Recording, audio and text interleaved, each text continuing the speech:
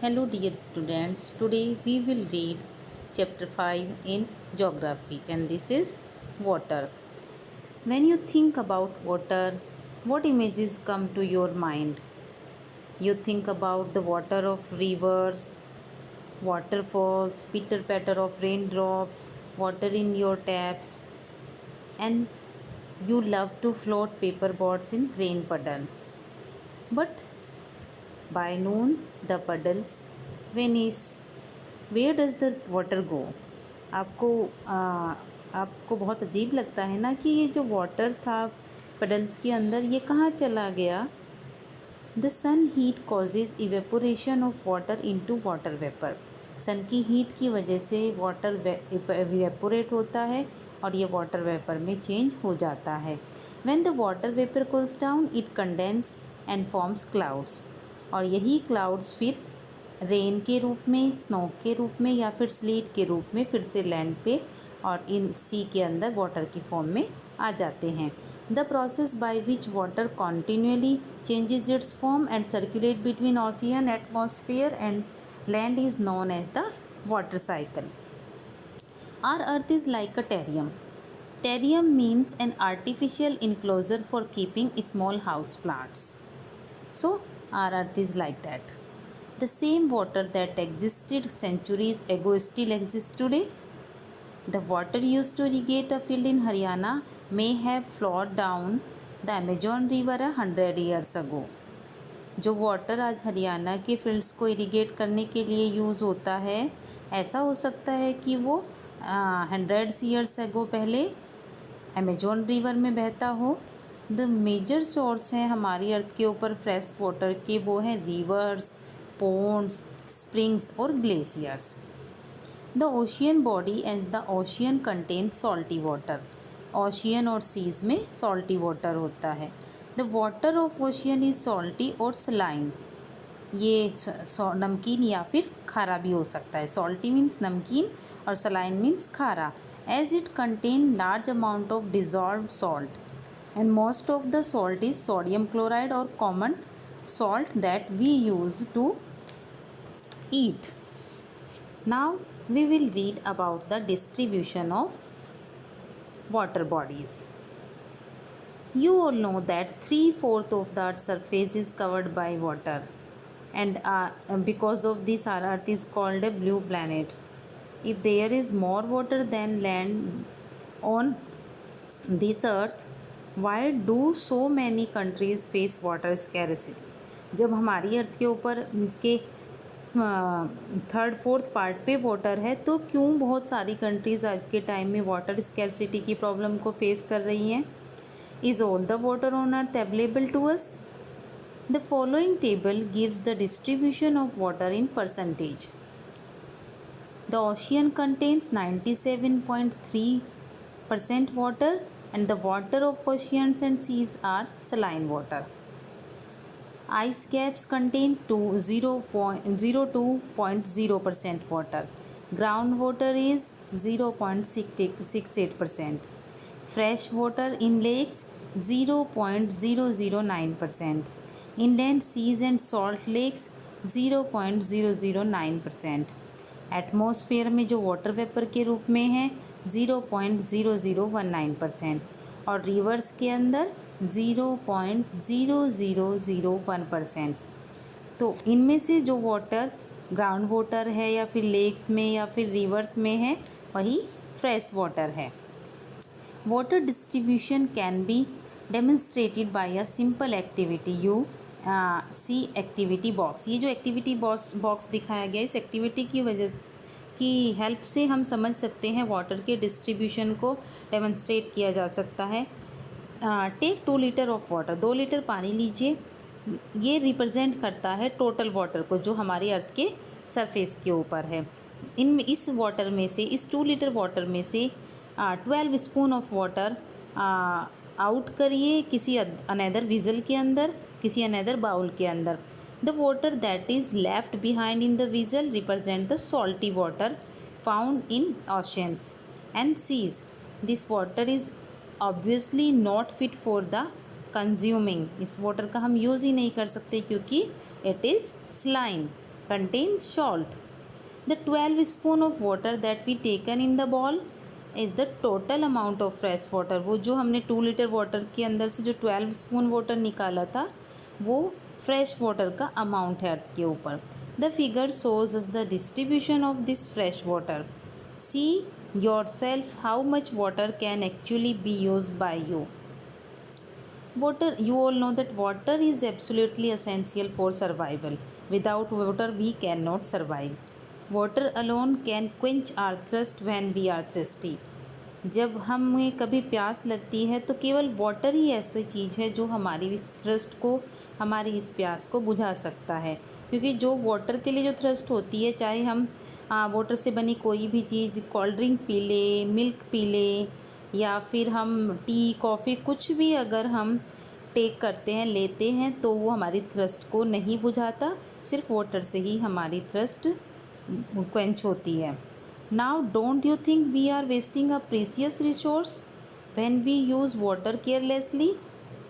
अब लगता है आपको कि हम लोग वाटर जो एक प्रीसियस रिसोर्स है हमारी अर्थ के ऊपर, हम उसका बहुत केयरलेसली यूज़ कर रहे हैं, जिसकी वजह से वाटर स्कैरसिटी बढ़ती जा रही है. हमारी जो रिवर्स हैं वो पॉल्यूटेड होती जा रही हैं. बहुत सारी रिवर्स ऐसी हैं जो ड्राइंग आउट हो गई है, उनके ड्राइंग आउट होने का ख़तरा बढ़ता जा रहा है. और वाटर स्कैरसिटी पूरी दुनिया के लिए आज एक मेजर प्रॉब्लम बन गई है. Now we will read about the water circulation in oceans. There is something magical about walking barefoot on the seashore. जब हम समुद्र के किनारे जो रेत होती है उस पर बिना कोई भी फुटवेयर पहने चलते हैं, बेयरफीट चलते हैं, तो हमें बहुत प्रेजेंट फीलिंग होती है. The wet sand on the beach, the cool breeze, the seabird, the smell of the salt in the air and music of waves. Everything is so fascinating. सब कुछ हमें, ये सारी चीज़ें हमें बहुत ज़्यादा फैसिनेट करती हैं. Unlike the calm water of ponds and lakes. इसके अलावा काम वाटर जो होता है पॉन्ड्स और लेक्स का, ओशियन वो काम होता है, हमेशा ठहरा हुआ होता है. बट जो ओशियन वाटर होता है वो कंटिन्यूसली मूविंग पोजीशन में होता है. इट इज़ नेवर स्टिल, ये कभी नहीं रुकता. The movement that occur in oceans can be broadly categorize as, जो ओशियंस के अंदर मूवमेंट्स होते हैं उन्हें 3 पार्ट्स में डिवाइड किया गया है. ये मूवमेंट्स है waves, tides and currents. Now we will read about these movements in detail. First we will read about waves. When you are playing throw ball on the beach and ball falls into the water, what happens? अगर आप किसी seashore पर, किसी बीच पर खेल रहे हो ball के साथ और आपकी बॉल वाटर के अंदर चली जाए तो क्या होगा? It is fun to watch. और इसे देख के आपको बड़ा मज़ा आएगा कि लहरों के साथ जो शोर आएंगी, वापस आएंगी लहरें, वेव्स जो वापस आएंगी, उनके साथ आपकी बॉल भी शोर पर आ जाएगी, किनारे पर आ जाएगी. When the water on the surface of ocean rises and falls alternately, they are called waves. जब एक फिक्स टाइम पीरियड के बाद जब समुद्र का जो पानी होता है, सी और ओशियन का जो वाटर होता है, वो बाहर की तरफ आता है और फिर अंदर की तरफ जाता है, तो उन्हें वेव्स बोलते हैं. वो लहरें होती हैं, वो वेव्स होती हैं. जब एक स्टॉर्म आता है और विंड बहुत ज़्यादा स्पीड के साथ बहती है तो ये वेव्स और ज़्यादा ह्यूज हो जाती हैं, बड़ी हो जाती हैं. दीज में कोज ट्रेमेंडस डिस्ट्रक्शन, और इनकी वजह से बहुत ज़्यादा नुकसान भी हो सकता है. An earthquake, a volcanic eruption or underwater landslide can shift large amount of ocean water and as a result a huge tidal waves called tsunami. और इस तरह की जब बड़ी tidal waves उठ जाती हैं समुद्र के अंदर से तो उन्हें ही सुनामी बोलते हैं. और इनकी हाइट 15 मीटर तक भी ऊंची हो सकती हैं. जो लार्जेस्ट सुनामी है मेज़र की गई है उनकी हाइट 150 मीटर ऊंची होती है. These waves travel at a speed more than 700 kilometre. यानी कि ये जो वेव्स होती हैं ये इनकी स्पीड 700 किलोमीटर से भी ज़्यादा हो सकती है या उसके आसपास हो सकती है पर आवर के हिसाब से. The tsunami of 2004 caused widespread damage in the coastal areas of India. 2004 में जो सुनामी आई थी उसकी वजह से जो इंडिया के कोस्टल एरियाज़ थे वहाँ पर बहुत ज़्यादा डैमेज हुआ था। The Indira point in the Andaman and Nicobar island got submerge after the tsunami. और सुनामी के बाद इंदिरा पॉइंट जो अंडमान एंड निकोबार में पड़ता है वो सबमर्ज हो गया था। Tsunami the earth pandemonium. Tsunami or the harbor wave struck havoc in Indian Ocean on 26 December 2004। 26 दिसंबर 2004 में इंडियन ओशियन के अंदर से तेज तूफ़ानी लहरें उठी थी। The waves was the result of earthquake. In waves की ये वेव्स थी, अर्थक्वेक की वजह से ये वेव्स आई थी। और इसका जो एपिसेंटर था वो सुमात्रा जो एक आइलैंड है उसकी वेस्टर्न बाउंड्री पर था। The magnitude of the earthquake was 9 degree on Richter scale. क्योंकि हम अर्थक्वेक की जो डेंसिटी होती है वो रिएक्टर स्केल पर पता करते हैं, तो इस अर्थक्वेक की मैग्नीट्यूड जो था वो 9.0 था रिएक्टर स्केल पर। As the Indian plate went under the Burma plate. जो इंडियन प्लेट्स थी, जो हमारी अर्थ के अंदर लिथोस्फेरिक प्लेट होती हैं, वो इंडियन प्लेट्स बर्मन प्लेट के नीचे चली गई। दीज वॉज और एक सडन मूवमेंट हुआ सी फ्लोर पर, जिसकी वजह से ये अर्थक्वेक आया। जो ओशियन फ्लोर था वो डिस्प्लेड हो गया और 10 to 20 मीटर अपनी इन लहरों की जो डायरेक्शन थी वो चेंज हो गई। A huge mass of ocean water flowed to fill in the gap that was being created by the displacement. और इस डिस्प्लेसमेंट की जब वजह से जो एक गैप बन गया था, उस गैप में काफ़ी मात्रा में ओशियन का वाटर फिल हो गया। This marked the withdrawal of water mass from the coastline of the land masses in the South and Southeast Asia. After thrusting of Indian plate below the Burma plate, the water mass rusted back toward the coastline. और जैसे ही Indian plate फिर से movement करके Burma plate के नीचे से बाहर आई, तो जो वाटर था जो उस गैप के अंदर फिल हुआ था वो समुद्र से बाहर आ गया, समुद्र किनारों से बाहर आ गया। Tsunami travel 80 kilometre per hour की स्पीड से सुनामी की लहरें उठी। और ये एक कमर्शियल एयरक्राफ्ट के कंपैरिजन में बहुत ज़्यादा तेज़, उसकी स्पीड से भी ज़्यादा तेज़ ये लहरें थी। द इंदिरा पॉइंट जो अंडमान एंड निकोबार आइलैंड में पड़ता था, सदर्न मोस्ट पॉइंट ये इंडिया का है, ये कम्प्लीटली सबमर्ज हो गया, पूरी तरह से पानी के अंदर डूब गया। As the wave moved from earthquake epicentre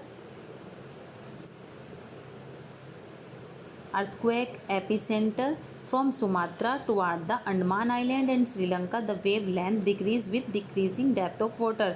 जैसे जैसे पानी की गहराई डिक्रीज़ होती चली गई तो इन वेव्स की लेंथ भी डिक्रीज़ होने लगी श्रीलंका तक पहुँचते पहुँचते। जो ट्रैवल स्पीड थी इनकी वो 700 to 900 किलोमीटर पर आवर से कम होकर 70 किलोमीटर पर आवर हो गई। सुनामी की जो वेव्स थी उनकी जो लहरों की जो गहराई थी वो 3 किलोमीटर तक थी। समुद्र के किनारे पर बहुत बड़ी संख्या में, लगभग नियर अबाउट 10,000 पीपल की डेथ हो गई और 1 लाख हाउसेस इससे अफेक्ट हो गए। इंडिया के अंदर बहुत ज़्यादा इससे अफेक्ट पड़ा। आंध्र प्रदेश, तमिलनाडु, केरला, पौंडुचेरी, अंडमान और निकोबार आइलैंड जो कोस्टल एरियाज़ थे इंडिया के, वहाँ पे वो जगह बहुत ज़्यादा अफेक्टेड हुई। While the earthquake can not be predicted in advance. क्यों किसी अर्थक्वेक को पहले ही प्रिडिक्ट नहीं किया जा सकता? It is possible to give a 3 hour notice of potential tsunami. ये सुनामी आने से पहले 3-4 घंटे पहले इसके लिए नोटिस दिया गया था। Such early warning system are in place across the Pacific ocean. क्योंकि पैसिफिक ओशियन में इस तरह के कभी सुनामी नहीं आते, पैसिफिक ओशियन में नहीं आते, पैसिफिक ओशियन में आते हैं और वहाँ पर इसके लिए वार्निंग दी जाती है। लेकिन इंडियन ओशियन के अंदर इस तरह के सुनामी नहीं आते, रेयरली आते हैं। इंडियन ओशियन के अंदर सेस्मिक एक्टिविटी होती है वो बहुत कम होती है पैसिफिक ओशियन के कंपैरिजन में, इसलिए यहाँ पर वार्निंग का सिस्टम नहीं था। जो वार्निंग गई लोगों के पास वो काफ़ी लेट गई। ये जो सुनामी थी इसकी वजह से साउथ और साउथ ईस्ट एशियन कोस्ट दिसंबर 2004 में डिवास्ट हो गया, पूरी तरह से डूब गया।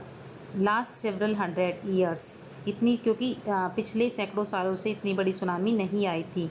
लार्ज डैमेज हुआ लाइफ और प्रॉपर्टी का। और इसकी वजह से क्या हुआ, the early warning system and knowledge among the coast dwellers of Indian Ocean. क्योंकि जो इंडियन ओशियन में जाने वाले जो लोग थे उन्हें टाइम पर वार्निंग नहीं मिली। First indication that tsunami is approaching is the rapid withdrawal of water from the coastal region followed by the destructive wave. उठती हुई लहरों से अंदाज़ा लगाया गया कि इंडियन ओशियन के अंदर इस तरह की सुनामी आने वाली है। When this happened on the coast, instead of people going to high ground, they started assembling at the coast to view the miracle. इस मिरेकल को देखने के लिए लोगों ने सी कोस्ट से दूर जाने की बजाय सी कोस्ट की तरफ बढ़ना शुरू कर दिया, क्योंकि वो इस मिरेकल को देखना चाहते थे। As a consequence there was a large casualty of curious onlookers when the gigantic waves, यानी कि सुनामी जब स्ट्रक किया तो काफ़ी लोगों को इससे नुकसान हुआ। Now we will read about tides. Rhythmic rise and fall of ocean water twice in a day is called tide. दिन में 2 बार जब समुद्र के पानी जो होता है, जो समुद्र ओशियन या सी का वाटर होता है, वो राइज करता है और फिर नीचे गिरता है। ये 2 टाइम्स होता है इस तरह दिन में, और इन्हीं को टाइड्स बोलते हैं। High tide water cover much of the shore by rising to its highest level. जो हाई टाइड्स होती है यानी कि ऊंची लहरें होती है, जब लहरें ऊपर उठती है तो वो हाईएस्ट लेवल होता है पानी का ऊपर उठने का। इट इज़ लो टाइड, और जब पानी नीचे की तरफ आता है, फॉल होता है, तो वो लोवेस्ट लेवल होता है, तब लो टाइड्स बोलते हैं उनको, जो समुद्र के पानी में आती है, सी या ओशियन के वाटर में आती है। जो स्ट्रॉन्ग ग्रेविटेशनल फोर्स होता है सन या मून का, वो अर्थ सरफेस पे पड़ता है, तो उसी की वजह से ये टाइड्स आती हैं। The water of earth closer to the moon gets pulled under the influence of moon's gravitational force and causes high tides. जब मून का ग्रेविटेशनल फोर्स अर्थ पर पड़ता है तो वो इन सी और ओशियन के वाटर को अपनी तरफ अट्रैक्ट करता है, जिसकी वजह से हाई टाइड्स होती हैं। During the full moon and new moon days, जब फुल मून होता है या फिर न्यू मून के डेज होते हैं, the sun, the moon and the earth are in the same line. Sun, moon और अर्थ ये तीनों एक ही लाइन में होते हैं, तब ये टाइड्स बहुत ज़्यादा ऊंची होती हैं। द टाइड्स आर कोल्ड, और इन्हीं ऊंची टाइड्स को, इन हाईएस्ट टाइड्स को ही स्प्रिंग टाइड्स कहते हैं। But when moon is in its first and last quarter, जब मून अपने फर्स्ट और लास्ट क्वार्टर में होता है, तो जो ओशियन का वाटर्स होता है वो डायगनली ड्रॉन होता है अपोजिट डायरेक्शन में ग्रेविटेशनल पुल के सन की, एंड उसकी वजह से लो टाइड्स होती हैं, और इन लो टाइड्स को ही नीप टाइड्स कहते हैं। यानी कि हाई टाइड्स स्प्रिंग टाइड्स और low tides neap tides. High tides navigation में हेल्प करती है। They raise the water level close to the shore. ये वाटर लेवल को शोर की यानी कि किनारे के क्लोज लेके जाती हैं, और ये हेल्प करता है शिप्स को हार्बर पर इजीली पहुंचने में, इजीली उनको अराइव करने में वहाँ पे। जो हाई टाइड्स होती हैं वो फिशिंग में भी हेल्प करती हैं। Many more fish come closer to the shore during the high tides and this enable fisherman to get a plentiful catch. And the rise and fall of water due to tides is being used to generate electricity in some places. कुछ जगह पर ये water का जो rise और fall होता है tides का, इनका यूज़ इलेक्ट्रिसिटी को जनरेट करने के लिए भी किया जाता है। Now we will read about ocean current. Ocean currents are streams of water flowing constantly on the ocean surface in definite directions. जो ओशियन करंट होते हैं यानी कि जो ओशियन का जो वाटर होता है वो कॉन्स्टेंटली लगातार फ्लो करता रहता है एक डेफिनेट डायरेक्शन में। द ओशियन करंट्स में बी वार्म और कोल्ड। ओशियन करंट्स वार्म और कोल्ड दोनों तरह के हो सकते हैं। जनरली जो वार्म ओशियन करंट्स होते हैं वो ओरिजिनेट होते हैं इक्वेटर के पास, और जो कोल्ड करंट्स होते हैं वो होते हैं पोल्स के पास।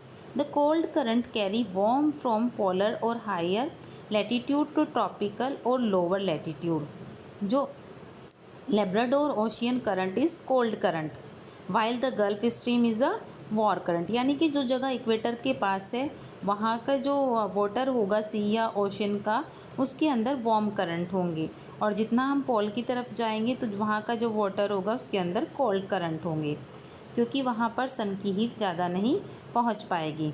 The ocean current influence the temperature condition of the area. जो ओशियन करंट होते हैं वो किसी एरिया के टेम्परेचर कंडीशन को भी इन्फ्लुएंस करते हैं। वार्म करंट से वार्म टेम्परेचर होता है लैंड के सरफेस के ऊपर, और the area where the warm and cold current meet provide the best fishing ground of the world. और जहाँ पर ये वार्म और कोल्ड करंट मीट होते हैं, मिलते हैं, वो fishing ground best fishing ground होता है वर्ल्ड का। Seas around Japan and the eastern coast of North America such example. जो सी जापान में है और इसके अलावा अमेरिका के ईस्टर्न कोस्ट, नॉर्थ अमेरिका का जो ईस्टर्न कोस्ट पड़ता है वो इस तरह के एग्जाम्पल हैं। The areas where a warm and cold current meet also experience foggy weather making it difficult for navigation. और जहाँ पर ये वॉल्ड और कोल्ड और वार्म करंट मीट करते हैं उस जगह पर फोगी वेदर होता है। इट मीन्स वहाँ पर ज़्यादातर धुंधला मौसम होता है, कोहरा टाइप रहता है। और ये नेविगेशन में, यानी कि जो शिप्स होते हैं, जो पानी के जहाज होते हैं, उनके नेविगेशन के लिए ये डिफ़िकल्टी क्रिएट करता है। तो this is the ocean currents about which we have read. So your chapter 5 is complete here. Hope you have listened me carefully. Thank you and have a nice day.